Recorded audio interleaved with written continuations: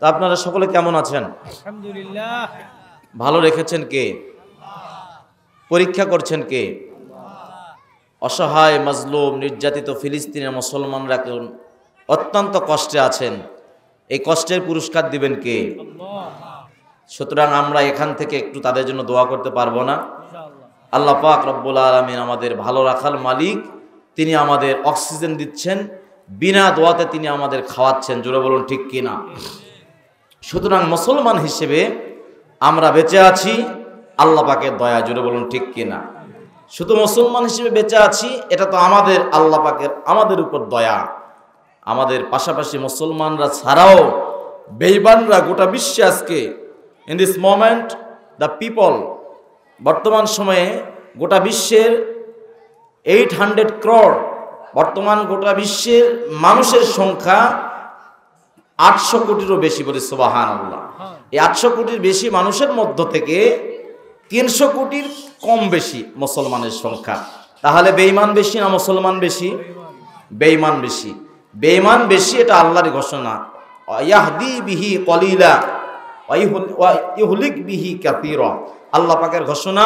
কম সংখ্যকই তারা হেদায়েত প্রাপ্ত হবে, আর বেশি সংখ্যকই তারা ধ্বংস হবে, জাহান্নামের দ্বার প্রান্তে চলে যাবে। কিন্তু আল্লাহ পাক তো আমাদের প্রত্যেক মানুষের জন্য 850 কোটি মানুষ ধরি, 800 কোটি মানুষ ধরি, প্রতিটি মানুষের জন্যই কিন্তু আল্লাহ পাক তার পক্ষ থেকে জান্নাতের সুসংবাদ দিয়ে রেখেছিলেন, বলি সুবহানাল্লাহ।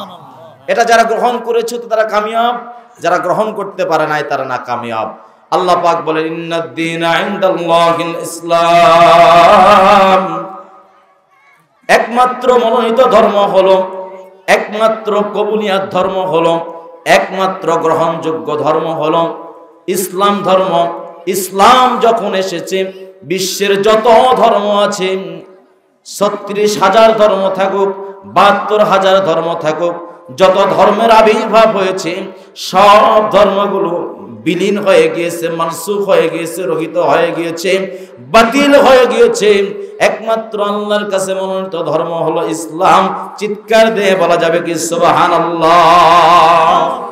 আল্লাহর বান্দারা, আপনার আমার অনেক দাম আল্লাহ পাক দিয়েছেন।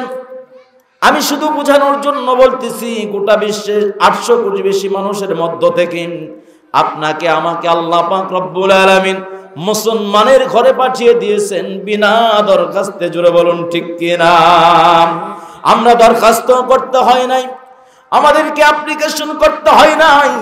হযরতে বেলালের মতো যদি আমাদের জীবনটা ওরকম কষ্টকর জীবন হতো, যাকে লোহার পেরেক হাতে বসায় দিয়েছেন, বুকের উপরে যার পাথর দেওয়া হয়েছে, যা কাঠের উপরে পেরেক মারায়া, পায়ে শিকল বাঁধিয়া, রশি বাঁধিয়া, উত্তপ্ত গরম বালির মধ্যে তাকে টানা হয় আর বলা হয়, বলো আল্লাহ এক নয় আল্লাহ দুই, তুমি ইসলাম ছেড়ে দাও। ওই মুহূর্তে হযরতে বেলাল বলে আল্লাহু আহাদ, আল্লাহু আহাদ, আল্লাহু আহাদ। চিৎকার দিয়ে বলা যাবে কি সুবহানাল্লাহ? এজন্য আল্লাহর বান্দারা, বেলাল রাদিয়াল্লাহু তাআলা আনহু আল্লাহকে চিনার জন্য কষ্ট করেছেন। হযরতে খুবাইব খাব্বাব রাদিয়াল্লাহু তাআলা আনহু, তারা আল্লাহকে চেনার জন্য, রাসূলকে বোঝার জন্য, ইসলামকে মানার জন্য নিজের শরীরটা খৈসালনির মতো পুরা শরীরটা তাদের তীর দ্বারা নিক্ষেপ্ত করা হয়েছে, পুরা শরীর তাদের ঝাঁঝরা করে দেওয়া হয়েছে। এর উপরে ইসলাম বলে নাই, ঈমান বলে নাই। আরো একবার চিৎকার দিয়ে বলা যাবে কি সুবহানাল্লাহ? এজন্য আল্লাহর বান্দারা, 1500 বছর আগে যারা ইসলাম গ্রহণ করেছেন, ইসলামের জন্য জীবনটা দিয়ে দিয়েছেন, 1500 বছর পরে আজকে ফিলিস্তিনের ময়দানে ইসলামকে টিকিয়ে রাখার জন্য, বাইতুল মাকদাসকে মুসলমানদের দ্বিতীয় কিবলা ফিরায় রাখার জন্য এই মাসটা হলো রজবের মাস। এই মাসে রাসূলুল্লাহ সাল্লাল্লাহু আলাইহি ওয়াসাল্লাম সুবহানাল্লাযী আসরা বিআবদিহি লাইলাম মিনাল মাসজিদিল হারাম ইলাল মাসজিদিল আকসা আল্লাযী বারাকনা হাওলাহু লিনুরিয়াহু মিন আয়াতিনা ইন্নাহু হুয়াস السميع البصير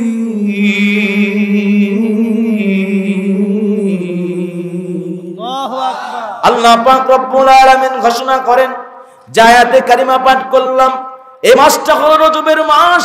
এ মাসে আল্লাহ পাক রব্বুল আলামিন তার হাবিবকে, এ মাসে রাসূলুল্লাহ সাল্লাল্লাহু আলাইহি ওয়াসাল্লামকে আমুল হুজুনের মাস বলা হয়। এ মাসটা, এ বছরটা অত্যন্ত দুঃখের বছর। এ বছরে রাসূলুল্লাহ সাল্লাল্লাহু আলাইহি ওয়াসাল্লামের প্রিয় চাচা বাবা যখন নাই, বাবার দায়িত্ব পালন করেছিলেন দাদা যখন নাই, দাদার দায়িত্ব পালন করেছিলেন আবু তালেব। আবু তালেব যখন দুনিয়া থেকে বিদায় হয়ে গেলেন, অত্যাচারের স্টিম রোলার বেঈমানরা রাসূলের উপর বাড়াইতে থাকলেন, বলে নাউযুবিল্লাহ। ওই বছরই রাসূলুল্লাহ সাল্লাল্লাহু আলাইহি ওয়াসাল্লামের প্রিয়তমা স্ত্রী আমাদের আম্মা জান খাদিজাতুল কুবরা রাদিয়াল্লাহু তাআলা আনহা, তিনিও দুনিয়া থেকে বিদায় হয়ে চলে গেলেন। কিছুদিনের জন্য ওহী বন্ধ হয়ে গেল, ওহী নাজিল হয় না। রাসূল কষ্টে জীবন পার করতেছিলেন। আল্লাহ বুঝতে পেরেছেন কি পারেন না? আমার কথা বোঝেন না মনে হয়। অত্যন্ত কষ্টের বছর ছিল এটা। রসুলের চাচা ইন্তেকাল করলেন, রসুলের প্রিয়তমা স্ত্রী আমাদের আম্মা জান ইন্তেকাল করলেন। এবছর ওহী আসাও কিছুদিন সাময়িক বন্ধ ছিল। রসুল অত্যন্ত পেরেশানিতে পড়ে গেলেন, ঠাট্টা বিদ্রুপ করা শুরু করলো, জুলুম অত্যাচার শুরু হয়ে গেল, ষড়যন্ত্র শুরু হয়ে গেল। আর এই মুহূর্তে রসুলও চিন্তিত হয়ে গেলেন, ব্যথিত শুরু হলেন। আল্লাহ পাক রব্বুল আলামিন তার হাবিবের ব্যথা দূর করার জন্য, সান্ত্বনা দেওয়ার জন্য আল্লাহ পাক রব্বুল আলামিন জিবরাইলকে বললেন, জিবরাইল যাও, আমার বন্ধুকে তুমি তার সেখান থেকে দুঃখ অবস্থা আমি রাখতে চাই নাই, জর্জর অবস্থা আমি রাখতে চাই না, আমি আমার কাছে নিয়ে তাকে সান্ত্বনা দিতে চাই। বলুন সুবহানাল্লাহ। বলেন তো, এলাকায় যদি বন্যা দেখা দেয়, এলাকায় যদি ঝামেলা দেখা দেয়, আমার বাড়িতে যদি সমস্যা দেখা দেয়, ঘরে যদি অশান্তি দেখা দেয়, কারো যদি অসুস্থ হয়, এই মুহূর্তে যদি ওবায়দুল কাদের সাহেব আমার মতো লোককে ডেকে পাঠায়, ডেকে যদি সান্ত্বনা বাণী দেয়, আপনার যা যা সমস্যা আছে দেখব, আপনার যেটা যেটা প্রবলেম আছে মানব, আপনার যা যা করণীয় আছে আমি করে দিব, ইভেন আপনার এলাকায় যা উন্নয়ন দরকার আছে উন্নয়নের ব্যবস্থা আমি ওবায়দুল কাদের নিয়ে এলাম। পাশাপাশি আপনার এলাকার যার যার চাকরির দরকার, যার যার ইনকাম সোর্সের দরকার, আমি ওবায়দুল কাদের নিয়ে নিলাম। আচ্ছা বলেন তো, আমার চাইতে বুক ফুলে লোক, সান্ত্বনা পাওয়ার লোক কি এলাকায় আর কেউ থাকবে? আমার কথা বোঝেন না মনে হয়। তো ওবায়দুল কাদের সাহেব আমাকে ডাকার কারণে আমি যেমন খুশি হলাম, এলাকাবাসীর উন্নয়নে তেমন খুশি হলাম। তো হাজারো ওবায়দুল কাদের চেষ্টা জেনে আল্লাহ পাকের সিদ্ধান্ত এটাই যে রসুল যখন কষ্টে আছেন, আমুল হুজুনের বছর, দুঃখের বছর, কষ্টের বছর, রসুলকার কষ্টে আল্লাহ পাক দেখতে চান না। এজন্য রসুলকে বললেন, জিবরাইল আমিনকে বললেন, জিবরাইল যাও, আমার বন্ধুকে আর কষ্টে আমি দেখতে চাই না, আমার বন্ধুকে তুমি সেখান থেকে নিয়ে আমার কাছে নিয়ে আসো, যত রকম সান্ত্বনার দরকার আমি রব তাকে সান্ত্বনা দিয়েই দিলাম। বলে সুবহানাল্লাহ। শুধু কি সান্ত্বনা? শুধু সান্ত্বনা নয়, বরং আমার রাসূল তো জন্মের পর থেকে রব্বি হাবলি উম্মতি বলেছিল, জন্মের পর থেকে তো আসমানের দিকে আঙ্গুল খানা উঠিয়েছিল, জন্মের পর থেকে তো উম্মতের চিন্তায় কান্নাকাটি করতেছিল। এমনকি আমার রাসূল তো যখন কিয়ামত সংগঠিত হবে, যখন জান্নাত নির্ধারিত হবে, জাহান্নাম নির্ধারিত হবে, ওই সময় তো রাসূল তিনি সেজদায় পড়ে যাবেন, মাহমুদে মাকামে বসে তিনি সেজদায় পড়ে যাবেন। আমি আল্লাহ বলুন, ইরফা রাসাকা সালতুতা ইশফা তুশফা ইয়া হাবিবি, ওগো আমার রাসূল আপনি মাথা উঠান কিয়ামতের ময়দানে। আজকে আপনি মাহমুদে মাকামে আপনি আমার সেজদায় পড়ে গিয়েছেন, একটা প্রশংসিত জায়গায়, আপনি মাথা উঠান, আপনি বলেন আপনি কি চান, আপনি সুপারিশ করেন, আপনার সুপারিশ গ্রহণ করা হবে, আর আপনার উম্মতকে সুপারিশ করে করে আপনি জান্নাতে নিয়ে যাইতে থাকেন। বলে সুবহানাল্লাহ। আল্লাহ পাক রব্বুল আলামিন তার হাবিবকে কাছাকাছি নিলেন, হাবিবকে কাছাকাছি নিয়ে তাকে তো সন্তুষ্ট করলেন। বাকি তিনি জানেন, আল্লাহও জানেন, আমার হাবিব নিজে পেয়ে যতটুকু খুশি হবেন তার চাইতে বেশি খুশি হবেন তার উম্মতের ব্যাপারে যদি খোঁজখবরি দেওয়া হয়। এজন্য আল্লাহ পাকের পক্ষ থেকে 50 ওয়াক্তে নামাজের খোঁজখবরি এসেছে। বলুন সুবহানাল্লাহ।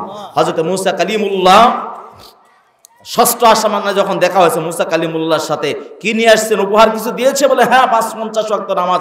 যান চলে যান, পারবে না আপনার উম্মতেরা। যাই হোক, পর্যায়ক্রমে 50 ওয়াক্ত নামাজটাকে আল্লাহ পাক রব্বুল আলামিন উম্মতে মুহাম্মাদের জন্য 5 ওয়াক্ত গিফট, হাদিয়া, এটা বিধান হিসেবে আমাদের জন্য দিয়ে দিয়েছেন। বলে সুবহানাল্লাহ। আল্লাহ রাসূল চিন্তায় পড়ে গেলেন, আল্লাহ আমার উম্মতেরা 50 ওয়াক্ত নামাজ আদায় করলে অনেক বেশি সওয়াব পাইতো। অথচ আমি মুসা আলাইহিস সালাতু ওয়াস সালামের কথা শুনে আমি তো 5 ওয়াক্তের বিধান নিয়ে নিলাম, কিন্তু আমি তো পেরেশানিতে পড়ে গেলাম। 50 ওয়াক্তের সওয়াব তো অনেক বেশি হতো, আমার উম্মতেরা অনেক বেশি লাভবান হইতো। ওগো আল্লাহ, এখন কোনো করণীয় আছে কি? কিছু করাটা যায়? আল্লাহ পাক ঘোষণা দিলেন, হাবিব আমার, আমি বুঝেছি আপনি কি বলতে চান, যান আমি ঘোষণা করে দিলাম, এই 50 ওয়াক্ত নামাজের যে পরিমাণ সওয়াব ছিল, আপনার উম্মতের যে উম্মত 5 ওয়াক্ত নামাজ জামাতের সাথে পুরুষেরা আদায় করবে, ওয়াক্ত মতো ইখলাসের সাথে খুলুসিয়াতের সাথে আদায় করবে, মা বোনেরা নবীজির উম্মত যারা মেয়েরা আছে বালেগা হওয়ার পরে বাড়িতেই যারা না 5 ওয়াক্ত নামাজ আদায় করবে, রাসূল বলেন এদের প্রত্যেককে রব্বুল আলামিন 50 ওয়াক্তের সওয়াব প্রতিদিন দান করবেন, বলি সুবহানাল্লাহ। তাহলে এটা কি আমাদের জন্য খুশির সংবাদ নয়? আল্লাহর বান্দারা, আপনাদের খেদমতে আরজ করতে চাই, জনাবে রাসূলুল্লাহ সাল্লাল্লাহু আলাইহি ওয়াসাল্লাম যখন অত্যন্ত দুঃখের বছর, কষ্টের বছর, আমল হুজুন যে বছরটা বলা হয়, এই বছরে যখন তিনি পড়ে গেলেন, যে সময় তার স্ত্রীকে হারালেন, আমাদের আম্মাজানকে হারালেন, তার চাচাকে হারালেন, ওই কিছু সময় যখন বন্ধ ছিল, আল্লাহ পাক রব্বুল আলামিন জিবরাইলকে পাঠায় দিলেন, জিবরাইল যাও আমার বন্ধুর কাছে যাও, তাকে সেখান থেকে আমার কাছে নিয়ে আসো, বলে সুবহানাল্লাহ। রাসূল বলেন, আমি যখন উম্মে হানির ঘরে ঘুমন্ত অবস্থায় ছিলাম, উম্মে হানির ঘরে আমি ঘুমানো অবস্থায় যখন ছিলাম, আমার কাছে এসে পায়ের কাছে হযরত জিবরাইল আমিন নিজে হাত দিয়া, ঘুমন্ত মানুষকে ডাকানোর নিয়ম হলো সুন্নত নিয়ম, মনে রাখবেন, কোনো মানুষকে যদি আপনি ঘুম থেকে জাগাইতে চান, পায়ের কাছে গিয়ে পায়ের তালু থাকে, ওই তালুতে নিজের হাত দ্বারা একটু আস্তে করে নাড়া দিবেন, ওই মানুষটা ঘুম থেকে আস্তে করে জাগবে, তবে তার ব্রেন স্ট্রোক হবে না, হার্ট অ্যাটাক করবে না, মাথা তার এলোমেলো হবে না। আর আপনি যদি বাহির থেকে যাবেন, এই রুহুল আমিন, এই রুহুল আমিন, এই রুহুল আমিন করে যদি ডাক দেন, হতেও পারে তার মানুষ ঘুমানোর পরে রাসূল বলেন, আন-নাওমু নিসফুল মাউত, মৃত্যুর মতো হলো ঘুম, ঘুম হলো মৃত্যুর অর্ধেক। যদি কোনো মানুষ যখন ঘুমায়া যায়, স্বপ্নের জগতে দেখবেন এ আর বাংলাদেশে নাই, চলে গেছে অনেকে সৌদি আরব, জুড়ে বলুন ঠিক কিনা? মানুষ যখন ঘুমায়া যায়, তার বডিটা সেখানে শুয়ে থাকে, সে মানুষের দেহটা ওখানে থাকে, স্বপ্নের মধ্যে দেখবেন ওই দেহটা চলে গিয়েছে ইন্ডিয়া, ওই দেহটা চলে গিয়েছে অনেক দূরে দূরে জায়গায়, ওই দেহটা তখন তার ওই শরীরটা, ওই রূহ মুবারক চলে গিয়েছে অনেক বড় বড় জায়গায়। দেখবেন তার মনে হয়ে যায়, এখন বয়স যদি 60 বছর হয়, হঠাৎ করে স্বপ্নের মধ্যে সে যেন দেখলো, আমি ওই 10 বছর বয়সে যে ছেলের সাথে খেলাধুলা করেছি, আমার যে বন্ধুগুলো ছিল, বাজারে গিয়ে গোপীনাথপুরের মেলা যেমন ঘোরাঘুরি করেছি, হাটে গিয়ে যেমন ধাপের হাটে গরু কিনেছি, তেমনি ভাবে অন্য জায়গায় যেমন আমি পেঁয়াজের ব্যবসা করেছি, হঠাৎ করে 15 বছরের জীবনের কথা স্বপ্নের মধ্যে ভেসে ওঠে। স্বপ্নে দেখতেছে অনেক মানুষকে নিয়ে সে পিকনিক খাইতেছে, জোরে বলুন ঠিক কিনা? মানুষ যখন ঘুমিয়ে যায়, সে তো তার বডিটা ওই বিছানায় শুয়ে থাকে, রূহ তার সায়ের করতে থাকে, ঘুরতে থাকে, ভ্রমণ করতে থাকে। এই রূহ যদি আল্লাহর ফজলে দয়া যদি হয়, এই রূহটাকে আল্লাহ পাক রব্বুল আলামিন যখন দান করে, তখন আপনার আমার ডাকে হয়তোবা আসসালাতু খায়রুম মিনান নাওম, যখন মুয়াজ্জিন সাহেব আজান দেয়, হয়তোবা আমার কানে যখন শব্দটা আসেন, অনেক সময় দেখবেন আজান শুনতে পাইতেছেন কিন্তু উঠতে পারতেছেন, কারণ হলো উঠতে পারেন না, কারণ হলো আপনার বডির মধ্যে এখন পর্যন্ত রুহটা সঞ্চালন হয় না, এখন পর্যন্ত ঢোকে নাই, আপনার রুহটা অনেক দূর ঘুরতে গিয়েছে, আসতে যতক্ষণ সময়, এরপরে আপনার বডিতে ফিট হওয়ার পরে মুয়াজ্জিনের আজান শুনেছেন, আস্তে করে আপনাকে যে ডাক দিয়েছে, তার ডাকে সাড়া দেয়া, তার ডাকের সাথে কথা বলেছেন, জুড়ে বলুন এই হয় কি হয় না? আপনারা বুঝতে পারেন না মনে আমার কথা। মানুষ যখন ঘুমায়া যায়, আল্লাহ রাসূল বলেন, আল মাউতু আন-নাওমু কান-নিসফিল মাউত, মৃত্যু হলো ঘুম হলো অর্ধ মৃত্যুর মতো। মানুষ যখন ঘুমায়া যায়, তখন তার বডিটা, শরীরটা থাকে বেডের উপরে, বিছানার উপরে, বালিশের কাছে, কিন্তু তার রূহটা থাকে ছাইর অবস্থায়, ঘুরতে থাকে। এই রূহটা অনেক দূর চলে যায়, দেখতেছে অনেক কিছু, প্রদক্ষিণ করছে অনেক কিছু। যখন ঘুরে আসে শেষ বেলায়, যখন আপনার মতো আমার মতো মানুষ যখন ডাকতে থাকি, দেখবেন একটু ঘুম থেকে দেরি করে ওঠে। কারণ কি? কারণ হলো তার রূহটা এখন পর্যন্ত দেহে সঞ্চালন হয় নাই। যখন দেহে সঞ্চালন হয়, সাথে সাথে আল্লাহর ফজলে আপনার মতো আমার মতো মানুষ কথা বলতে পারে। জোরে বলুন ঠিক কিনা? রাসূল বলেন এই মানুষের রূহটা যখন বের হয়ে চলে যায়, আল্লাহ যখন হুকুম দান করে, অনেক মানুষ ঘুমের মধ্যে ইন্তিকাল হয়, কারণ তার রূহটা বের হয়েছে, ওই বের হয়ে শেষ, আর তার বডিতে আসার সুযোগ আল্লাহ দেয় নাই, বাস তার ওই অবস্থায় ঘুমের জগতেই তার ইন্তিকাল হয়ে যায়। বলুন সুবহানাল্লাহ। এই জন্য মানুষ যখন ঘুমায় যায়, সুন্নত নিয়ম হলো, যদি আমাদের কাছের মানুষ হয়, প্রতিবেশী হয়, অথবা নিজের বন্ধু হয়, নিজের বাবা হয়, ভাই হয়, চেষ্টা করবেন নিজের হাত দ্বারা পায়ে, যদি জরুরত হয়, নিজের তার পায়ের তালুতে গিয়ে একটু হাতের ঘষা দিবেন। একটু দেরি হলেও সে আস্তে আস্তে আর আস্তে করে ডাকবেন, আস্তে করে ডাকবেন, একটু নাড়া দিবেন, আস্তে করে এই লোকটা ইনশাল্লাহ জাগা হয়ে যাবে। আর যদি প্রকৃত মানে ঘুমন্ত হয় তাহলে জেগে যাবে, আর যদি প্রকৃত ঘুমন্ত না হয়, ওকে 200 ডাক দিলেও উঠবে না। আমার কথা বোঝেন নাই মনে হয়। ঘুমায় নাই, ঘুমের ভান করছে, আমি ঘুমাই নাই, ঘুমের ভান ধরে আছি, আমাকে যদি আপনি 500 টাকাও দেন আমাকে তুলতে পারবেন না। আজ আসলে প্রকৃত ঘুমায়, তাকে 2-4-5 টাকা দিলেই ঘুম থেকে উঠতে পারে। জোরে বলুন ঠিক কিনা? এজন্য যখন কাউকে উঠাবেন, একটা সুন্নত আমল বলে দিলাম, রাগ করলেন নাকি? যখন কাউকে উঠাবেন, আস্তে করে প্রয়োজনে তাকে চেষ্টা করবেন পায়ের তালুতে গিয়ে হাত দিয়ে একটু নাড়া দেওয়ার জন্য। তা না হয় রাসূল বলেছেন, কারো কপালে হাত দিয়ে যদি নাড়া দেওয়া যায়, তাহলে কপালে হাত দিয়ে নাড়া দিল, ওই লোকটা আস্তে আস্তে তার জ্ঞান ফিরে আসবে, আল্লাহ পাকের দয়ায় সে ঘুম থেকে জাগনা হয়ে যায়। বলি সুবহানাল্লাহ। তাহলে হয়তোবা পায়ের তালুতে, নয়তোবা কপালে হাত দিয়ে ডাকার চেষ্টা করবো আস্তে আস্তে, ইনশাল্লাহ পারা যাবে না। যদি জোরে ডাকেন, হবে কি, ব্রেনটা মাইন্ড সেট আপ হবে না। মানুষ এই কারণে কিন্তু অনেক সময় ঘুম থেকে উঠেই দেখবেন কিছু মানুষ তালকানা হয়ে যায়। তালকানা বোঝেন তো? তালকানা হয় যে, আমাদের এলাকার ভাষায় বলতেছে, আমার মাঝে মাঝে অনেকদিন বরিশালে ছিলাম তো, এই জন্য কিছু কিছু ভাষা বরিশালেরও আসে। এই জন্য মাফ করবেন যে হঠাৎ বোঝার কথা বললাম কেন বললাম, এই জন্য বরিশালের কিছু ভাষা আপনাদের কাছে হঠাৎ চলে আসতেছে, এই জন্য বললাম আর কি। এজন্য যদি কাউকে হঠাৎ করে ডাকা হয়, তাহলে দেখবেন তার হঠাৎ করে তার শরীরের মধ্যে কম্পন সৃষ্টি হয়ে যায়, পাগলের মতো করতে থাকে, মাথার ব্রেন অনেক সময় নষ্ট হয়ে যায়। জোরে বলুন ঠিক কিনা? এই জন্য যদি কাউকে ডাকতে হয়, হয়তো বা কপালে হাত দিব, আস্তে করে ডাকবো, সম্ভব হলে পায়ে হাত দিব। জনাবে রাসূলুল্লাহ সাল্লাল্লাহু আলাইহি ওয়াসাল্লাম যখন উম্মে হানির ঘরে, তখন তিনি ঘুমন্ত ছিলেন। হযরত জিবরাইল আলাইহিস সালাতু ওয়াস সালাম তিনি হাত মোবারক দিয়া রসুলের পা মোবারকের তালুতে গিয়ে আস্তে করে নাড়া দিলেন। রসুল ঘুম থেকে আস্তে করে জাগনার পরে চোখটা মেরে দেখলেন জিবরাইল আমিন। রসুল জিজ্ঞেস করেন, ভাই জিবরাইল, আপনার কি খবর?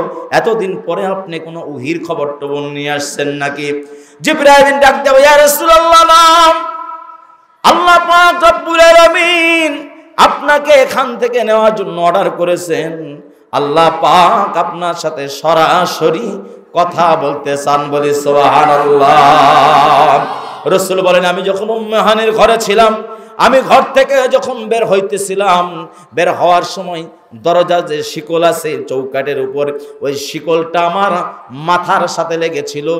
যখন আমি মিরাজে গেলাম, মিরাজ থেকে ঘুরে আসার পরে দেখলাম, তখন পর্যন্ত মিরাজে যাওয়ার পরে ঘুরে আসার পরেও দেখলাম শিকলটা নড়তেছিল। বলি সুবহানাল্লাহ।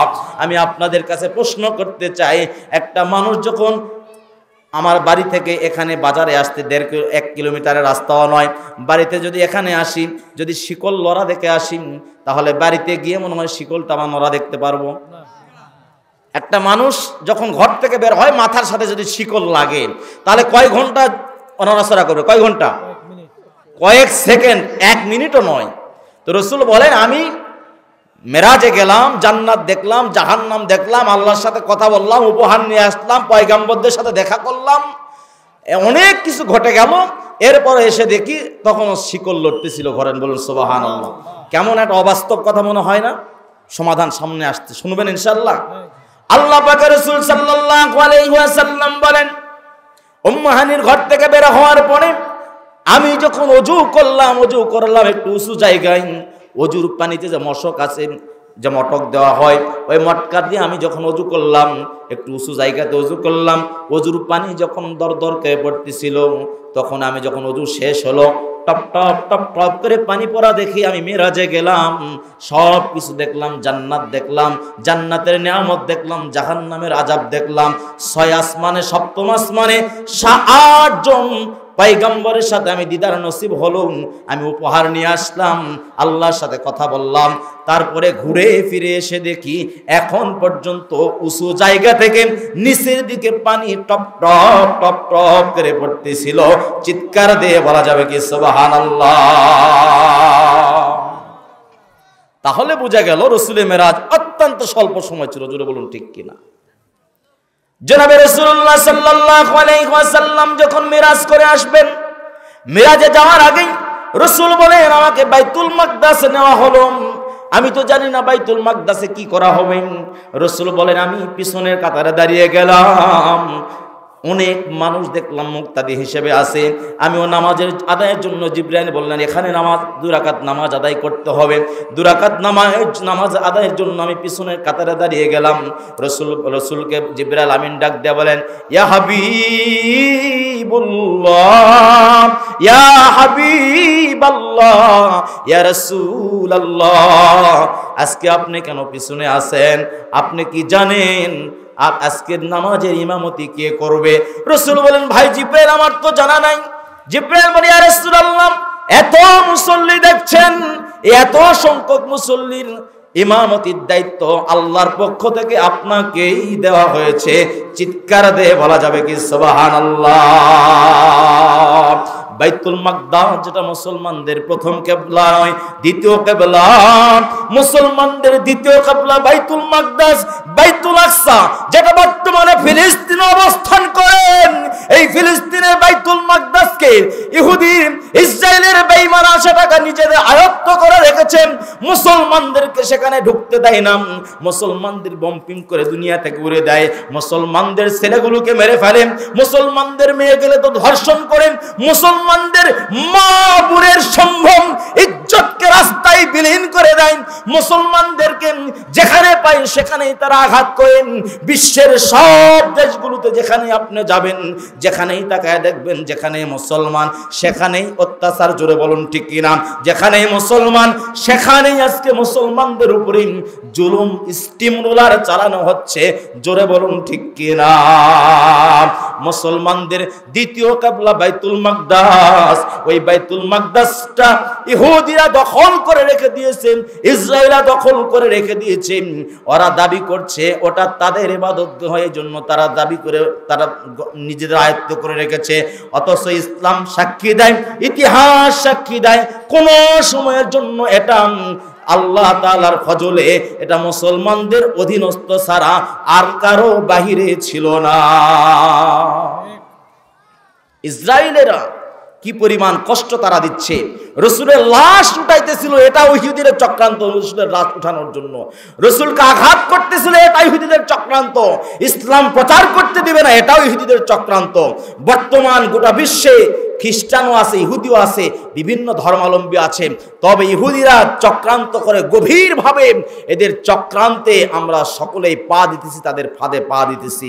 এই পা দেওয়ার কারণে আজকে মুসলমানদের শক্তি আস্তে আস্তে ফাতাফসালুরি হুকুম, আল্লাহ বলেন তোমাদের শক্তিগুলো খর্ব হয়ে যাবে, দুর্বল হয়ে যাবে, তোমরা নিজেরাও দুর্বল হয়ে যাবে। বলে নাউজুবিল্লাহ। আজকে ফিলিস্তিনের মুসলমানের দিকে তাকায় দেখেন আল্লাহর বান্দারা, ফিলিস্তিনে অসহায় নির্যাতিত মুসলমানের দিকে তাকায় দেখেন। মিডিয়ার যুগে আপনারা অনেক কিছুই জানেন, অনেক কিছুই বুঝতেছেন, অনেক কিছুই শোনেন। আজকের এই সময়ে ফিলিস্তিনের মুসলমানরা আজকে বাংলাদেশে বসে এই সময় আমরা ভালো আলু খাইতে পারি, ভালো পানীয় খাবার খাইতে পারি, ভালো ভাত খাইতে পারি, ভালো রুটি খাবার খাইতে পারি, ভালো পোশাক পরতে পারি। কিন্তু ফিলিস্তিনের মুসলমানরা একবেলা খাবে কি পরবেলার সন্ধানের খবর তাদের নাই। ফিলিস্তিনের মুসলমান মা বোনদেরকে এমন ভাবে ইজ্জত সম্ভ্রমগুলো নষ্ট করে দেওয়া হয়। নিজেদের ইতিহাসগুলো শুনলেন, তাদের বর্ণনাগুলো শুনলেন, বর্বরচিত আচরণ তারা যে করেন, এই আচরণগুলো শুনলে আমাদের কলিজা আটকে ওঠে, কষ্ট হয়। কারণ আল্লাহ রাসূল বলেন, আল মুসলিমু কাজাসাদিন ওয়াহিদ, একজন মুসলমান বিশ্বের যেই প্রান্তে আরেকজন মুসলমান থাকুক না কেন, তার যখন কষ্ট হয়, যদি 1000 নয়, 1,00,000 নয়, 1 কোটি কিলোমিটার দূরেও যদি আর একজন মুসলমান মা বোন থাকে, অথবা আর একজন মুসলমান কোনো পুরুষ থাকে, সেখানে যদি তার নির্যাতিত হয়, 1 কোটি কিলোমিটার পরে যে মুসলমান থাকবে তার হৃদয়ে রক্ত ক্ষরণ হয়। জোরে বলুন ঠিক কিনা? ফিলিস্তিনের জমিনে বসে আজকে আমার মা বোনের ইজ্জত সম্ভ্রমগুলো নষ্ট করা হয়। এমনকি আপনারা শুনে আশ্চর্য হবেন, অবশ্যই জানেন, তারপরে শুধুমাত্র বোঝানোর জন্য বলছি, মনে রাখার জন্য বলছি। আজকে আমরা আরামের খাবার খাই, কিন্তু তাদের তাকদীরে ভালো খাবার জোটে না। ভালো খাবার তো দূরের কথা, 7 দিন পরে একদিন হয়তোবা তাদের তাকদীরে খাবার জোটে, 3 দিন পরে একদিন হয়তোবা তাদের তাকদীরে খাবার জোটে। এরপরে তারা অস্ত্র ছাড়ে নাই, এরপরে তারা ঈমান ছাড়ে নাই, এরপরে ফিলিস্তিনের কালেমাওয়ালা পতাকাটা, মুসলমানের ঈমানওয়ালা পতাকাটা তারা বুক থেকে মাটিতে কোনোদিন পড়তে দেয় নাই। চিৎকার দিয়ে বলা যাবে কি সুবহানাল্লাহ?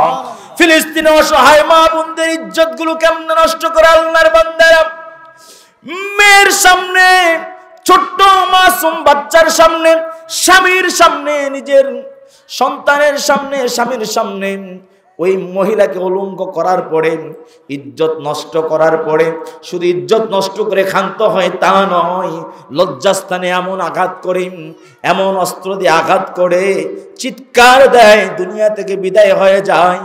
বিদায় করে দেয়, শুধু ক্ষান্ত হয় নাই, মা বোনের ইজ্জত নষ্ট করার পরে, বিদায় করে দেওয়ার পরে, এমনকি কিছু কিছু জীবন্ত মা বোনদেরকেও জীবিত থাকা অবস্থায় মা বোনদের স্তনগুলো কেটে এই বেঈমানেরা ফুটবলের মতো শটাইতে থাকে, ভলিবলের মতো হাত দিয়া শটাইতে থাকে। বলি নাউজুবিল্লাহ। 2 বছরের, 2.5 বছরের নয়, 2 বছরের ছোট্ট শিশু, 1.5 বছরের ছোট্ট শিশু মাসুম বাচ্চাটিকে মা যখন স্তনের দুধ লাগায় স্তনপান করায়, স্তনের মধ্যে যখন মুখ লাগায় স্তনপান করায়, দুধ পান করায়, ওই মুহূর্তে দুধের সন্তানটিকে, শিশুটিকে মায়ের বুক থেকে আলাদা করে নিজের মায়ের চোখের সামনে সন্তানকে জমিনের উপরে এমন ভাবে লাথি দেয়, নিজের সন্তানকে চোখের সামনে মা দেখে সন্তান আর দুনিয়াতে নাই। নিজের বাবার সামনে, নিজের মায়ের সামনে সবেমাত্র যে মেয়েটি বালেগা হয়েছেন, যে মেয়েটি সবেমাত্র বড় হয়েছেন, এই মেয়েটিকে এমন ভাবে ইজ্জত নষ্ট করে, ইজ্জত নষ্ট করার পরে মায়ের সামনে, বাবার সামনে এই বেঈমান ইহুদিরা, ওই ইসরায়েলের ইহুদিরা মা বোনদেরকে ধর্ষণ করে দুনিয়া থেকে বিদায় করে দেয়। আর অসংখ্য যুবক তো তাদের লাশেরও খবর পাওয়া যায় না। এরপরে গাজার মুসলমানেরা, এরপরে মা বোনেরা, এরপরে ফিলিস্তিনের ভাই বোনেরা, এরপরে বাপজানেরা, মায়েরা ঈমান ছাড়ে নাই, আমল ছাড়ে নাই, নিয়ত ছাড়ে নাই, হিম্মত ছাড়ে নাই। আল্লাহর দ্বীনকে প্রতিষ্ঠা করার জন্য, বাইতুল মাকদাসকে ফিরে পাওয়ার জন্য, বাইতুল আকসাকে ফিরে পাওয়ার জন্য আজীবন তারা কষ্ট করে যায়। আল্লাহর উপর তাদের তাওয়াক্কুল তারা ছাড়ে নাই। ইয়া মাহদি, ইয়া মাহদি আইনা আনতা, ইয়া মাহদি মাতা জিয়ারাতা নাসিবকা। ও মাহদি তুমি কোথায় আছো? মাহদি তুমি কোথায় আছো? মাহদি তুমি কবে আসবা? মাহদি তোমার সাথে কবে দেখা হবে? এই দোয়া শুধু বারবার তারা করে। ওই ফিলিস্তিনের এক ছোট্ট বাচ্চা, যার বয়স সবে মাত্র 6 থেকে 7 বছর হয়েছে, এই ছোট্ট বাচ্চাটিকে জিজ্ঞেস করা হলো, বাবা তুমি যদি বড় হও বলো তো দেখি তুমি বড় হয়ে কি হইতে চাও? ফিলিস্তিনের 7 বছরের ছোট্ট বাচ্চাটি জবাব দেয়, আঙ্কেল আমরা ফিলিস্তিনে যারা শিশু আছি, ফিলিস্তিনে যারা আজকে বাচ্চা আছি, আমরা আবার কোনোদিন বড় হব নাকি? আমরা তো কোনোদিন বড় হতে পারবো না। আমরা কি বড় হব? কারণ আমার বড় ভাই 9 বছর বয়স যখন ছিল, তাকে বুলেটের আঘাতে ঝাঁঝরা করে দেওয়া হয়েছে। আমার ছোট ভাই যার বয়স 2.5 বছর, 2 বছর ছিল, তাকেও বুটের আঘাতে লাঠি দিয়ে তাকে কলিজা বের করে শেষ করে দেওয়া হয়েছে। আমার চোখের সামনে আমার বাবাকে ঝাঁঝরা করে মেরে ফেলা হয়েছে। আমার চোখের সামনে আমার মাকে ইজ্জত ভ্রম নষ্ট করে দুনিয়া থেকে বিদায় করে দেওয়া হয়েছে। আমরা কি বড় হব নাকি? আমাদের বড় হওয়ার তো কোনো গ্যারান্টি নাই। আমরা ফিলিস্তিনের মুসলমান শিশু বাচ্চা তো বড় হতে পারবো না, বড় তো হওয়ার কোনো সুযোগ নেই। তবে বড় যদি হতেই পারি, যদি আল্লাহ কখনো কোনো ফাঁকে বড় করেন, যে শহীদ হয়ে না যায়, জিহাদের ময়দানে যদি না যেতে হয়, যদি জিহাদ চলা অবস্থায় যদি শহীদ হয়ে না যায়, যদি গাজী অবস্থায় বেঁচে থাকি, আল্লাহর কাছে বলবো, আল্লাহ যতদিন বেঁচে থাকবো, আল্লাহ বেঁচে থাকা অবস্থায় জিহাদের ময়দানে রাখিও। আল্লাহ যতদিন জীবন পাবো, তোমার দ্বীনের কালেমার জন্য, বাইতুল মাকদাসকে রক্ষার জন্য, বিশ্বের সকল দেশের মানুষগুলোর মাঝে ঈমান ও ইসলামের দাওয়াত পৌঁছে দেওয়ার জন্য আল্লাহ আমার জীবনটা তোমার রাস্তায় শহীদ করে দিতে চাই বলে সুবহানাল্লাহ। ওরা জানে শহীদ কি জিনিস, শাহাদত কি জিনিস, ওরা জানে ঈমান কি জিনিস। জোরে বলুন ঠিক কিনা? এই বাইতুল মাকদাস তা দখল করে রেখেছে। ইতিহাস সাক্ষী দেয়, আমাদের পার্শ্ববর্তী দেশ, তিন দিকে তারা আমাদেরকে ঘিরে রেখেছে। ইন্ডিয়া, এরা আমাদের শুধু নিতেই জানে, কিছু দেয় না আমাদেরকে। দেয় কি? যে সময় পানি লাগবে না, ওই সময় পানি দিয়ে আমাদেরকে চুবাইতে চায়। যেই সময় পেঁয়াজের দরকার, পেঁয়াজ দেয় না। যেই সময় ইলিশ মাছের দরকার, আমাদের কাছে ইলিশ মাছ ভালোই নাই। জোরে বলুন ঠিক কিনা? রাগ করছেন আপনারা? ওরা কি করছে? মুসলমানদেরকে ধ্বংস করার জন্য। মনে রাখবেন, অন্যান্য ধর্মাবলম্বী এখানে থাকতে পারেন, কোনো আপত্তি তাদের নাই।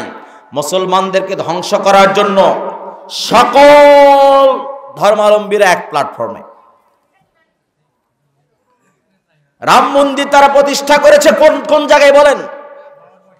বাবরি মসজিদের উপরে রাম মন্দির প্রতিস্থাপন তারা করেছে। ইতিহাস সাক্ষী দেয়, পূর্বেও নয়, পরেও নয়, বর্তমানেও নয়, এক মুহূর্তের জন্য বাবরি মসজিদের নিচে ভাও পড়ে কোন জায়গায় রাম মন্দির, দুর্গা মন্দির, কালী মন্দির নামে কোন মন্দির ছিল না। জোরে বলুন ঠিক কিনা? অথচ আজকে রাম মন্দির প্রতিস্থাপন তারা করেছে। আল্লাহ পাকের কাছে বিচার দিচ্ছি, মুসলমান সাক্ষী থাকুন। সেদিন বেশি দূরে নয়, যেদিন ওই গজওয়াতুল হিন্দের মাধ্যমে হিন্দুস্তানে একটা যুদ্ধ হবে। রাসূল বলেছেন যে যুদ্ধের নাম হবে গজওয়াতুল হিন্দ। ওই হিন্দুস্তান থেকে মুসলমানের প্রথম বিজয় শুরু হবে ইনশাআল্লাহ। তারা বারাণসীর জ্ঞানব্যাপী একটা মসজিদ আছে, গত 2 দিন আগে এই মসজিদটাও তারা রাষ্ট্রীয়ভাবে হিন্দুদের দখলে নিয়ে নিয়েছে। সেখানেও প্রতিমা স্থাপন করেছে, সেখানেও তারা পূজা করার মসজিদে, জ্ঞানব্যাপী একটা মসজিদের নাম, বারাণসী একটা এলাকার নাম, এই এলাকার জ্ঞানব্যাপী একটা মসজিদ, এই মসজিদটা তারা হিন্দুরা দখল করে নিয়েছে। হিন্দুরা আর কি কোনো জায়গা নাই? হিন্দুদের ওই বাবরি মসজিদ ছাড়া, জ্ঞানব্যাপী মসজিদ ছাড়া কি হিন্দুস্থান আর কোনো জায়গা নেই? অথচ তারা আজকে ধ্বংস করার জন্য সর্বদিক থেকে আমাদেরকে অবনত মস্তকে মেনে নেওয়ার জন্য বারবার চাপ প্রয়োগ করে। কিন্তু এটা মনে রাখতে হবে, যেখানেই বিপদ ওখানে আল্লাহর মদদ। জুড়ে বলুন ঠিক কিনা? আল্লাহ পাক রব্বুল আলামিন বলেন, নাসরুম মিনাল্লাহি ওয়া ফাতহুন করিব। তোমরা মনে রেখো, অচিরে আল্লাহ পাক রব্বুল আলামিন তোমাদেরকে সাহায্য করবেন, আর ওই সাহায্যের দ্বারা তোমরা বিজয় সুনিশ্চিত পেয়ে যাবে বলে সুবহানাল্লাহ। এজন্য আল্লাহর বান্দারা আপনাদের খেদমতে আরজ করতে চাই, গোটা বিশ্বের সব বেঈমানরা যখন এক প্ল্যাটফর্মে চলে এসেছে, ওই মুহূর্তে আমরা কে আমি, কে লা কে আমি, কে নবী তুনুরের তৈরি না মাটির তৈরি, কে আলখেল্লা পড়লো, কে পাঞ্জাবি পড়লো, কে নিফারা পড়লো, কে পাগড়ি পড়লো, কে পাগড়ি পড়লো না, কে পাঁচকুল্লি মাথায় দিল, কে লম্বা টুপি মাথায় দিল, কে গোল টুপি মাথায় দিল।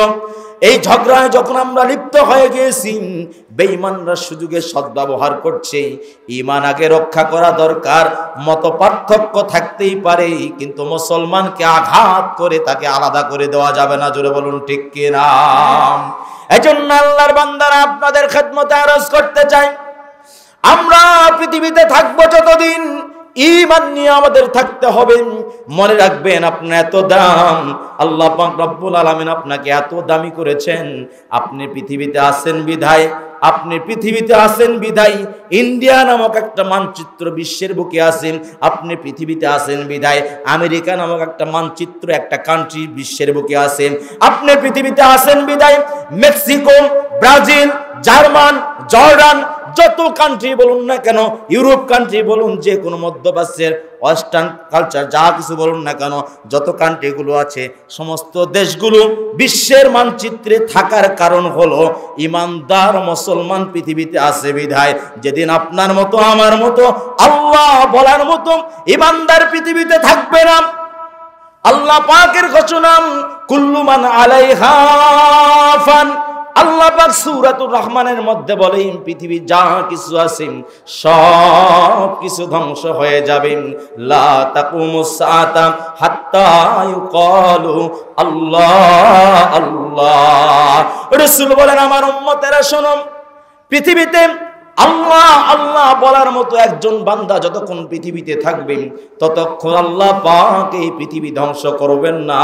চিৎকার দিয়ে আস্তে করে বলা যাবে কি সুবহানাল্লাহ? চিৎকার দিয়ে আস্তে করে মানে মধ্যম ভাবে, কথাটা বুঝতে পারছেন আপনারা? এজন্য আমরা আল্লাহর কাছে মদদ চাই। কার কাছে চাই?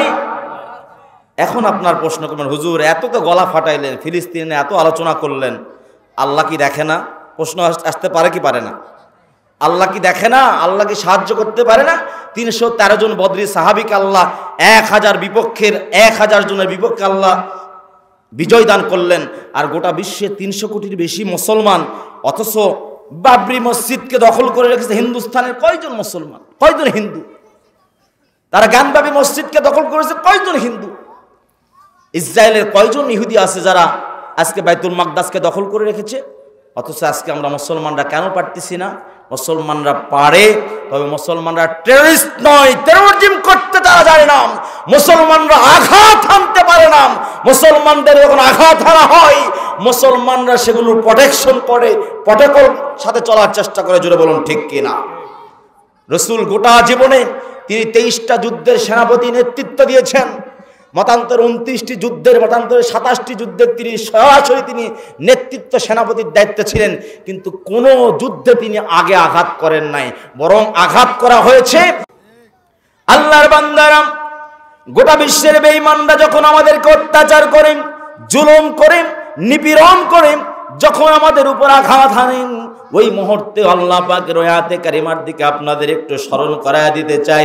দুনিয়াতে যত বেঈমানরা অত্যাচার স্টিম রোলার চালায়, আল্লাহ পাক বলেন ওয়া মাকারু ওয়া মাকারাল্লাহ ওয়াল্লাহু খায়রুল মাকিরিন।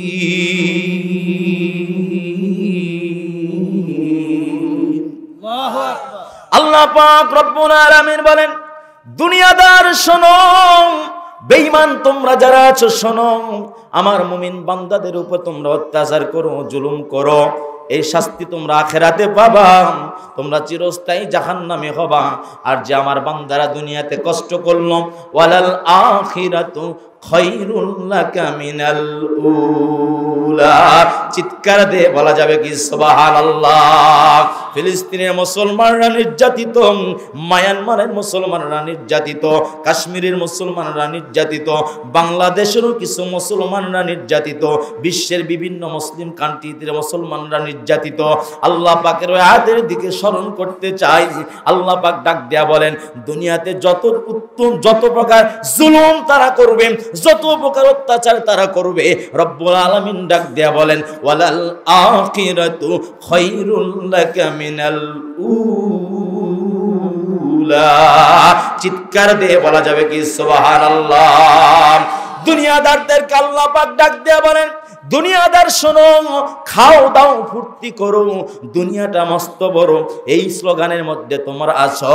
অথচ আমার আল্লাহ, আমি আল্লাহ তোমাদের ডাক দিয়ে বললাম ফাল ইয়াদহাকু কলিলা ওয়া ইয়াবকু কাসীরা আলহাকুমুত তাকাসুর হাত্তা যুরতুমুল মাকাবির। চিৎকার দিয়ে আরো একবার বলা যাবে কি সুবহানাল্লাহ? আল্লাহ পাক রব্বুল আলামিন ডাক দেয়া বলেন, আমার বান্দা শোনো, দুনিয়াতে তোমরা যারা আছো এই সমস্ত মানুষের মধ্য থেকে আমার প্রিয় বান্দা হলো যারা মুমিন হবে, দুনিয়াতে তাদের উপর অত্যাচার করবাম, জুলুম করবাম, স্টিম রোলার চালাবাম, আখিরাত পাওয়ার আশায়, আখিরাতের চিরস্থায়ী জান্নাত পাওয়ার আশায় দুনিয়াতে তারা কষ্ট করবেন। এই কষ্ট তাদের কাছে কষ্ট মনে হবে না, কারণ আল্লাহ পাক কষ্টের জন্যই তো দুনিয়াতে পাঠিয়ে দিয়েছেন। লিয়াবলুয়াকুম আইয়ুকুম আহসানু আমালা। রব রাখতে বলে সূরাতুল মুলকের মধ্যে, আল্লাযী খালাকাল মাউতা ওয়াল হায়াতা লিয়াবলুয়াকুম আইয়ুকুম আহসানু আমালা। রব ডাকতে বলেন, আমার বান্দারা শোনো, দুনিয়াতে যত বান্দা তোমরা আছো, সমস্ত বান্দাগুলোর মধ্য থেকে আমি ওই বান্দাকে সিলেক্ট করে নিলাম, ওই বান্দিকে সিলেক্ট করে নিলাম, আমার ওই বান্দাকে, ওই বান্দিকে আমার আপন বানায় নিলাম, যে আমার বান্দা বান্দি আখিরাতকে পাওয়ার জন্য দুনিয়াতে নেক আমলের জন্য চেষ্টা করতে থাকে। চিৎকার দিয়ে বলা যাবে কি সুবহানাল্লাহ। আখিরাতকে যারা প্রাধান্য দেয়, আমি আপনাদের খেদমতে আরজ করতে চাই, দুনিয়া দামি নাকি আখিরাত দামি? বোঝেন না আমার কথা? দুনিয়া দামি নাকি আখিরাত দামি? দুনিয়া ক্ষণস্থায়ী নাকি আখিরাত ক্ষণস্থায়ী? দুনিয়া হলো ক্ষণস্থায়ী। এই দুনিয়ার হায়াত বর্তমান সময়ে সর্বোচ্চ 150 বছর জুড়ে, বলুন ঠিক কিনা? অথচ আখিরাতের প্রথম মঞ্জিল কবর, কবরের হায়াত, একটা মানুষ যখন সর্বশেষ ইন্তেকাল করবে, তার হায়াতের সেখানে থাকতে হবে কম পক্ষে 40,000 বছর। চিৎকার দিয়ে বলা যাবে কি সুবহানাল্লাহ। আখিরাতের প্রথম মঞ্জিল কবর। এই কবরে প্রথম যেই সর্বশেষ যে আল্লাহর বান্দা যাবেন, ওই আল্লাহর বান্দা কবরে যতক্ষণ থাকবে, রাসূল ডাক দেয়া বলেন, আখিরাতের প্রথম মঞ্জিল কবর। আর এই কবরে এক একজন বান্দা কমপক্ষে 40,000 বছর তাকে থাকতে হবে। চিৎকার দিয়ে বলা যাবে কি সুবহানাল্লাহ। আপনারা সকলেই জ্ঞানী মানুষ, বোঝেন না এমন কেউ নাই। হয়তোবা একাডেমিক ব্যাকগ্রাউন্ড হয়তোবা নাই, হয়তোবা অনেক মাস্টার্স করা, ডক্টরেট করা, হয়তোবা অনার্স করা মানুষ নাই এখানে, হয়তোবা ফিনান্সিয়ালের উপরে পড়াশোনা নাই, অর্থনীতির উপরে পড়াশোনা নাই, কিন্তু আলুর হিসাব জানেন না এমন মানুষ কি এখানে পাওয়া যাবে নাকি? আলুর হিসাব জানেন না, কয় কেজিতে এক ধারা হয় এটা কেউ জানেন না, এরকম কেউ আছেন এখানে? 4 ধারা বেশি হইলেও 20 কেজি তো বেশি নয়, এটা তো জানেন না, কি বলেন? এই ধরনের লোক তো আমাদের এখানে মোটামুটি, এরকম কেউ নাই যে কোনটা বেশি কোনটা কম, এই হিসাব তো সকলের আছে। 10 টাকা 5 টাকা হিসাব আমরা সকলে কম বেশি জানি, কিন্তু 500 টাকা ভুল করেও ছেড়ে দিবে এরকম লোক তো আমাদের এখানে খুব কমই আছে। জোরে বলুন ঠিক কিনা? তাহলে আমি আপনাদের খেদমতে যেটা বলতে চাই, দুনিয়ার জীবন সর্বোচ্চ 150 বছর, আর কবরের প্রথম মঞ্জিল হলো, আখিরাতের প্রথম মঞ্জিল হলো কবর। এই কবরের শুরুটা হবে কমপক্ষে 40,000 বছর। কত বছর বললাম? 40,000 বছর। কিয়ামত যখন সংঘটিত হবে, দ্বিতীয় মঞ্জিল কিয়ামত, কিয়ামত যখন হবে সেখানে হলো 50,000 বছর। কত বছর বললাম? 50,000 বছর। তৃতীয় সেক্টর যখন পুলসিরাত পার হয়ে ডানে জান্নাত বামে জাহান্নাম, এই অবস্থায় যখন হবে, পার হয়ে গিয়ে জান্নাতে যখন পৌঁছে যাবে, সেখানে কমপক্ষে 30,000 বছর। কত বছর হলো টোটাল? 30,000 বছর, 50 বছর, 40,000 বছর, 50,000 বছর, 40,000 বছর, টোটাল 120,000 বছর। তার মানে 1,20,000 বছর আপনাকে আমাকে অবস্থান করতে হবে মৃত্যুর পরে। এখনো জান্নাত পাই নাই, এখনো জান্নাত পাই নাই। জান্নাত পাওয়ার পরে কত হাজার, কত কোটি, কত লক্ষ, কত বিলিয়ন, কত মিলিয়ন বছর, সেটার কোনো শেষ নাই। এখন বলেন, আল্লাহ যে দয়া করে আমাদেরকে জান্নাত দিবে, ওই জান্নাতে একবার ঢুকবো আর বের হওয়ার সুযোগ নাই। তাহলে এই জান্নাত বেশি দামি নাকি দুনিয়া বেশি দামি? এই জন্য ফিলিস্তিনবাসী যারা আছে, ওরা জান্নাতের আশায়, ওরা কিসের আশায়? জান্নাতের আশায়, আখিরাতের আশায়, আল্লাহকে পাওয়ার আশায় তারা দুনিয়াতে কষ্ট করছে। জোরে বলুন ঠিক কিনা? যেরকম কষ্ট করেছিলেন, ছোট্ট মাত্র 2-3 মিনিটে শেষ করে দেব, যেরকম কষ্ট করেছেন হযরতে আসিয়া রাদিয়াল্লাহু তাআলা আনহা, বলি সুবহানাল্লাহ। আসিয়া রাদিয়াল্লাহু তাআলার একটা ছোট্ট ঘটনা আমি সূরাতুত তাহরিমের 11 নম্বর আয়াতে আল্লাহ যেটা ঘোষণা করেন, ওই কথাটাই আপনাদের সম্মুখে ছোট্ট আকারে বলবো ইনশাআল্লাহ। আল্লাহ পাক রব্বুল আলামিন বলেন, দরাবাল্লাহু মাতালান লিল্লাযীনা কাফারু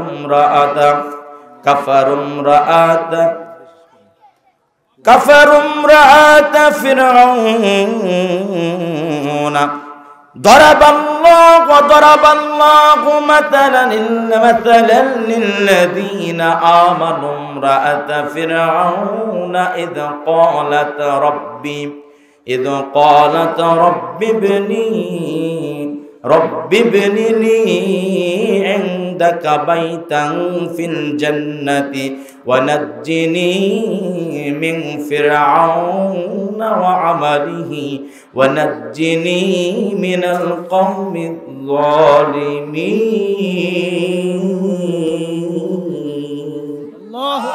আল্লাহ পাক রব্বুল আলামিন প্রথমে যে আয়াতে কারিমা আপনাদের সম্মুখে পাঠ করতে গিয়েছিলাম, এখানে লূত আলাইহিস সালাতু ওয়াস সালামের স্ত্রীর ঘটনা তুলে ধরা হয়েছে। যে সময় বর্তমানে সমকামিতাকে জায়েজ করার জন্য, বর্তমানে সময় ট্রান্সজেন্ডারকে বৈধ করার জন্য, সমকামিতাকে বৈধ করার জন্য, বাস্তবায়ন করার জন্য সপ্তম শ্রেণীর বইয়ে যখন শরীফের গল্প উল্লেখ করা হয়, ওই মুহূর্তে আল্লাহ পাকের ওই আয়াতের দিকে আপনারা তাকায় দেখুন। আল্লাহ পাক রব্বুল আলামিন বলেন, দরাবাল্লাহু মাতালাল লিল্লাযীনা কাফারু ইমরাআতা নূহিন ওয়া ইমরাআতা লূত নবীর স্ত্রী লূত আলাইহিস সালাতু ওয়াস সালাম তিনি পয়গম্বর ছিলেন, আর তার স্ত্রী কাফেরা মহিলা ছিল। এই কাফেরা মহিলা থাকার পরেও কেন কাফের হলো? লূত আলাইহিস সালাতু ওয়াস সালামের জামানায় নারীতে পুরুষে তারা মেলামেশা করতে, বলি নাউযুবিল্লাহ। আল্লাহ পাক রব্বুল আলামিনের এমন রাগ হলেন তিনি, ওই সময় লূত আলাইহিস সালাতু ওয়াস সালামের সময় ওই জমিনের যত বাসিন্দাগুলো ছিল, আল্লাহ পাক রব্বুল আলামিন তাফসীরের কিতাবের মধ্যে পাওয়া যায় পুরা কওমে লূতকে আল্লাহ পাক রব্বুল আলামিন চিতই পিঠার মতো তিনি উল্টায়া দিয়েছেন। চিৎকার দিয়ে বলা যাবে কি নাউযুবিল্লাহ? উল্টা কাজ করেছেন। পুরুষের সাথে পুরুষের বিবাহ এটা জায়েজ আছে নাকি? পুরুষের সাথে পুরুষের বিবাহ জায়েজ নাই। এমন কি পুরুষ একটা শুয়োর তো আর একটা শুয়োর, পুরুষ শুয়োর যদি হয়, পুরুষ শুয়োর কুত্তা যেটা একটা কুকুর আর একটা পুরুষ কুকুরের সাথে অপকর্মে লিপ্ত হয় না, জোরে বলুন ঠিক কিনা? একটা শুকুর চতুষ্পর্যন্ত হারাম প্রাণী যেটা, এটাও একটা কুকুর আর একটা মর্দা কুকুরের সাথে অপকর্মে লিপ্ত হয় না, জোরে বলুন ঠিক কিনা? একটা গরু ষাঁড়ের দিকে তাকায় দেখবেন, একটা ষাঁড় আর একটা ষাঁড়ের সাথে অপকর্মে লিপ্ত হয় না। অথচ একটা মানুষ আশরাফুল মাখলুকাত যাকে বানিয়েছেন, এই মানুষ কেমনে পারেন এক পুরুষ আরেক পুরুষের সাথে বিবাহ নামক একই সাথে লিপ্ত টিকেদার করতে চায়, এটাকে আবার সরকারিভাবে বাস্তবায়ন করার জন্য বিধর্মীদের চক্রান্ত চলছে। বিশ্বের আজকে সারা বিশ্বের 151টি দেশে বেঈমানেরা এটাকে আইনগতভাবে বাস্তবায়ন করেছে। ইনশাআল্লাহ বাংলাদেশের তৌহিদি মুসলমানরা যতদিন থাকবে, ওলামায়ে কেরামের সিদ্ধান্ত এদেশে কোনো কোরআনের বিপরীতে, ইসলামের বিপরীতে, সুন্নাহর বিপরীতে, রাসূল যেটা বলে নাই, আলেম যেটা মানে না, সে ধরনের কোনো ট্রান্সজেন্ডারকে মুসলমানরা বাস্তবায়ন করতে দেবে না, জোরে বলুন ঠিক কিনা? রাগ করলেন আপনারা? কষ্ট হয় যে যেখানে মানুষ চতুষ্পদ জন্তুর চাইতে খারাপ হয়ে যাইতেছে। এই কওমে লূতকে আমাদের স্মরণ রাখতে হবে। যারা এরকম আচরণ করবে তারা চিতই পিঠার মতো উল্টে যাবে। আর আখিরাতকে পাওয়ার জন্য যারা কষ্ট করবে, আল্লাহ পাক সেই নারীদের মধ্যে একজনা দুজনের কথা তুলে ধরেছেন। একটা কথা আমরা শেষ করব। ওয়াদারাবাল্লাহু মাতালান লিল্লাযীনা আমানু ইমরাআতা ফিরআউনা ইয ক্বালাত রাব্বি ইবনি লি ইনদাকা বাইতান ফিল জান্নাহ। অনেক বড় ঘটনা, আমি বিস্তারিত বলতে পারবো না, অতি সংক্ষেপে বলছি। ফেরাউন যখন নিজেকে আনা রব্বুকুমুল আলা বলে দাবি করলো, নিজেকে রব হিসেবে যখন দাবি করেছে, তার স্ত্রী আসিয়া এটা পছন্দ করে না। কারণ ফেরাউন সূর্য উঠাইতে পারে না, সূর্য অস্ত দিতে পারে না, সে দিনও করতে পারে না, রাতও করতে পারে না, মানুষও সৃষ্টি করতে পারে না, মানুষের মৃত্যুও দিতে পারে না। এই ফেরাউন তো কখনো রব হতে পারে না। এজন্য সে খোঁজে আসিয়া কেমন করে একজন আসল মালিককে পাওয়া যায়, আসল রবকে কেমনে পাওয়া যায় খুঁজতে থাকে। খুঁজতে খুঁজতে হঠাৎ করে একদিন, অনেক বড় ঘটনা আপনারা সকলে জানেন, বনি ইসরাইলের একজন কিপ্তি বংশের একজনকে মুসা আলাইহিস সালাতু ওয়াস সালাম এক থাপ্পড়ে দুনিয়া থেকে যখন বিদায় করে দিলেন, বিদায় করে দেওয়ার পরে ফেরাউন তাকে মারার জন্য খোঁজাখুঁজি করতে লাগলো সৈন্যবাহিনী দিয়া। হযরতে মুসা আলাইহিস সালাতু ওয়াস সালামকে হিজকিল নামক একজন বনি ইসরাইল একজন আল্লাহর বান্দা বললেন, তুমি এখান থেকে চলে যাও, তোমাকে ফেরাউনের বাহিনী খুঁজতেছে মারার জন্য। মুসা আলাইহিস সালাতু ওয়াস সালাম সেখান থেকে কয়েক বছর বাহিরে থাকার পরে যখন তিনি রাসূলের দায়িত্ব পেলেন, পয়গম্বরী নিয়ে আসলেন, তার আপন ভাই হারুন আলাইহিস সালাতু ওয়াস সালামকে নিয়ে যখন দায়িত্ব পালন করতে চলে আসলেন, এই দায়িত্ব পালন করার পরে যখন তিনি ফেরাউনকে দাওয়াত দেওয়ার কথা বলা হলো, আল্লাহ যখন বলেন ইযহাব ইলা ফিরআউনা ফাইন্নাহু তাগা, মুসা রে যাও ফেরাউনের কাছে যাও, তাকে ঈমানের দাওয়াত দাও, সে ধ্বংস হয়ে যাইতেছে, নিজেকে বড় বলতেছে। যখন সেই সভাসদে যখন দাওয়াত দেওয়ার কথা বলা হয়, আর বেলকুনি থেকে ওই সময় আসিয়া দেখতেছিল, দেখার পরে একটা প্রশ্নেরও জবাব যখন ফেরাউন ঠিক মতো দিতে পারতেছিল না, যখন অনেকগুলো পরীক্ষা করার পরে সব ঘটনা আপনারা জানেন, 70টি সাপ জাদুকর যখন একত্রিত হয়ে গেল, হওয়ার পরেও হয়তো মুসা আলাইহিস সালাতু ওয়াস সালামের হাতের লাঠিখানা যখন ছেড়ে দিলেন, বিশাল একটা অজগর সাপ যখন ধারণ করলো, সব ওই জাদুকরদের সাপগুলো মুহূর্তের মধ্যে মুসা আলাইহিস সালাতু ওয়াস সালামের ওই হাতের লাঠি যেটা সাপ হয়েছে, মুহূর্তের মধ্যে তার ওই লাঠির মধ্যে সাপের মুখের মধ্যে গ্রাস করে নিয়েছেন। চিৎকার দিয়ে বলা যাবে কি সুবহানাল্লাহ। মুসা আলাইহিস সালাতু ওয়াস সালাম যখন বগলটা একটু উপর দিকে জাগাইলেন, তার বগলের এত শুভ্রতা, এত বেশি পাওয়ার আল্লাহ দিয়েছেন, বগলের এমন একটা নূর বের হয়েছে, ওই নূর দিয়া পুরা মহলটা, পুরা ফেরাউনের মহলটা নূরে আলোকিত হয়ে গিয়েছে, বলি সুবহানাল্লাহ। এরকম অনেক অলৌকিক কিছু দেখার পরে আসিয়া মনে করেছে আমি সত্য ধর্ম পেয়েছি, এবং মুসার মালিক যে, হারুনের মালিক যে, আমি তাকেই মালিক হিসেবে মেনে নিলাম। চিৎকার দিয়ে বলা যাবে কি সুবহানাল্লাহ। ফেরাউন যখন শুনেছে, ফেরাউন যায় বলছে, মহা বিপদে আছি, মুসাকে তুমি মানুষ করছো, আর মুসা তো আমার জীবনের কাটা হয়ে গেছে। কি হয়েছে? বলে মুসা নিজেকে অমুক অমুক এই বলে। ঠিকই তো বলছে, আমিও তো মুসার রবের প্রতি ঈমান এনেছি, হারুনের রবের প্রতি ঈমান এনেছি। বলে কি, তুমি এই কাজ করো না, তোমার অনেক কঠিন শাস্তি হবে, যা হয় হোক। বলে শোনো, যা করছো, এটা বাইরে পাবলিশ করো না, তুমি তো আমার স্ত্রী, তুমি আমার কথাগুলো মানো, তুমি যা করো ভিতরে ভিতরে করো, বাহিরে তুমি করো না, প্লিজ আমার মান সম্মানটা রক্ষা করো, আমি তো সবার বড় রব। বলে তুমি কিসের ছাই রব? তুমি আমার কাছে অনুরোধ বিনোদ করছো, তোমার অনুরোধ আমি মানতে রাজি নাই, আমি সবার সামনে এটা সাইরান করে দেবো, আমি এলান করে দেবো, আমি পাবলিশ করে দেবো। পরে পাবলিশ যখন করে দেওয়া হয়েছে, অত্যন্ত কষ্টকর ঘটনা, আল্লাহ পাক রব্বুল আলামিন সূরাতুত তাহরিমের মধ্যে ঘোষণা করেন, আসিয়াকে যখন ফেরাউন বেলকুনি থেকে বের করে দিয়েছেন, বেলকুনি দুতলা থেকে যখন নিচতলায় নামানো হয়, বারবার বলেছে আসিয়া এখনো তুমি সাবধান হয়ে যাও। ফেরাউনের কথা তখন আসিয়া মানে নাই, মানার মধ্যেই ধরে নাই। হযরতে আসিয়াকে তখন ফেরাউন উলঙ্গ করে বিনা কাপড়ে তাকে বাড়ির মধ্যে থেকে, প্রাসাদের ভিতর থেকে বাহিরে বের করে দিয়েছে, বলি নাউযুবিল্লাহ। উলঙ্গ করার পরে এবার যখন তাকে অত্যাচার করা হচ্ছে, গরম রডগুলো গরম করিয়া, আগুনে গরম করিয়া তার পিঠে প্রহার করা হচ্ছে, হাতে পায়ে প্রহার করা হচ্ছে, বিভিন্ন জায়গায় প্রহার করা হচ্ছে, চুল ধরে মারা হইতেছে।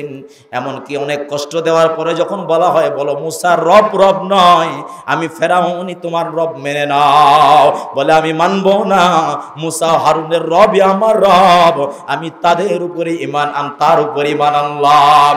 এবার ফেরাউন বলে, কোথায় তোরা আসিস? পানি গরম কর, পানির সাথে সাথে তেল অন্য ডেকে ডেকে তোরা গরম কর, আর ডেকের নিচে তোরা আগুন জ্বালায় দিন। ডেকের মধ্যে তেল দেওয়ার পরে সেখানে আগুন জ্বালা হয়েছে, দীর্ঘক্ষণ পর্যন্ত যখন আগুন জ্বালানো হয়, আগুন জ্বালানোর পরে এবার মুসা আলাইহিস সালাতু ওয়াস সালামের দিনের কথা বাদ দেওয়ার জন্য বারবার বলা হয়। আসিয়া যখন বাদ দিতে চায় না, এমন একটা পর্যায়ে চলে আসলো, নিজের তরবারি দিয়া, অস্ত্র দিয়া আস্তে আস্তে করে বলে, তোমরা আসিয়ার শরীর থেকে গোস্তের টুকরা আস্তে আস্তে গোস্তের টুকরা কাটো। হযরত আসিয়ার শরীরে কোনো পোশাক সেই সময় ছিল না, শরীর থেকে গরম উত্তপ্ত তরবারি দিয়া আসিয়ার শরীরে আঘাত করে টুকরা টুকরা গোস্ত নিয়ে উত্তপ্ত ডেকের মধ্যে পানির আগুনের মধ্যে যখন ছেড়ে দেয়, মুহূর্তের মধ্যেই ওই গোস্তের টুকরাগুলো হাড্ডিগুলো পর্যন্ত ভুনা হয়ে যায়। আর বলে, ও আসিয়া বলো, এখনো তোমাকে ছেড়ে দেওয়া হবে? বলো মুসা হারুনের রব রব নয়, আমি ফেরাউন বড় রব, মেনে নাও। আসিয়া বলে, আমি মেনে নিতে পারবো না, আমি মেনে নিলাম না। আসিয়া কতক্ষণ পরে কান্নায় ভেঙে পড়েন। কান্না করার পরে কান্নার হালতে রব্বে কারীম আল্লাহর কাছে দোয়া করি। ওই সময় আসিয়া যে দোয়া করেছিলেন, ওই দোয়াটাই আল্লাহ পাক রব্বুল আলামিন সূরাতুত তাহরিমে কোরআনের মধ্যে নাজিল করে দিয়েছে। আসিয়া দোয়া করেছেন, ক্বালাত রব্বি বিনিলি ইনদাকা বাইতান ফিল জান্নাতি ওয়া নাজ্জিনি মিন ফিরআউনা ওয়া আমালিহি ওয়া নাজ্জিনি মিনাল কওমিজ যালিমিন। আল্লাহ, তুমি তাকে দেখো, বেঈমান ফেরাউন তোমাকে মেনে নিয়েছি, মুসার রব তুমি, হারুনের রব তুমি, তোমাকে মেনে নিয়েছি। যে কারণে আল্লাহ আজকে আমাকে তারা আমার গোস্ত খুলে খুলে নিয়ে আগুনে ফেলায়া দেয়, গোস্ত খুলে খুলে নিয়ে তেলের মধ্যে ফেলা দেয়। মাওলাম, আমার কোনো আপত্তি নাই। আল্লাহ তুমি ফেরাউনের আযাব থেকে আমাকে হেফাজত করো, আল্লাহ জালিমদের আযাব থেকে আমাকে হেফাজত করো। আল্লাহ গো, তোমার কাছে আরজি, আমি যখন মারা যাব, ইন্তেকাল হয়ে যাবে, আল্লাহ আমাকে মর্যাদা হিসেবে তোমার পাশে একটা ঘর তুমি বানায় দিও, যে জান্নাত তুমি আমাকে দান করবা। চিৎকার দিয়ে বলা যাবে কি সুবহানাল্লাহ। আল্লাহ পাক রব্বুল আলামিন তার রহমতের দরিয়ায় জোশ খেলা শুরু হয়ে গেল। রব্বে কারীম আল্লাহ পাক তখন জিব্রাইলকে পাঠিয়ে দিলেন, জিব্রাইল যাও, আমার আসিয়াকে সুসংবাদ দিয়ে দেন, ইন্না লিল্লাহি ওয়া ইন্না ইলাইহি রাজিউন। চিৎকার দিয়ে বলা যাবে কি নাউযুবিল্লাহ। জান্নাত যখন পেয়ে যাবে, জান্নাতের মধ্যে আসিয়াকে জিজ্ঞেস করা হবে, আসিয়া তোমার কি মনের কোনো আশা নাকি আছে নাকি, বলো তো আসিয়া। আসিয়া ওই সময় ডাক দেয়া বলবেন, এবং মারিয়াম রাদিয়াল্লাহু তাআলা আনহা দুইজনে তারা বনে বনে হয়ে যাবেন, ডাক দেয়া বলবেন, আল্লাহ আপনি তো আমাদেরকে জান্নাত দিয়েছেন, তবে আমাদের একটা শখ হলো, দুনিয়াতে তো আমরা স্বামীর ভালোবাসা পাই নাই, আদর স্নেহ পাই নাই, মহব্বত পাই না। আল্লাহ গো, আমরা জান্নাতের মধ্যে একটু নিকাহ বসতে চাই, নিকার কোন ইন্তজাম করা যায় কিনা।